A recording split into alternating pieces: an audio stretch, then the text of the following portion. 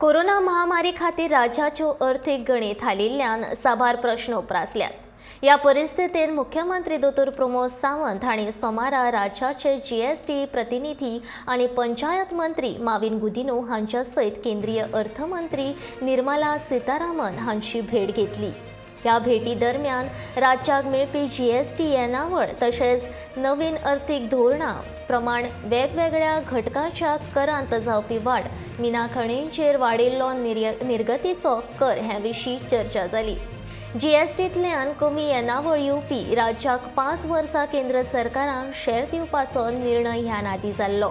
मात त्या उपरांत आनीक 2 वर्सां जीएसटी दिवपाचो निर्णय केंद्र सरकारान घेतला। मात तो मेळोवपाक कळाव लागतलो।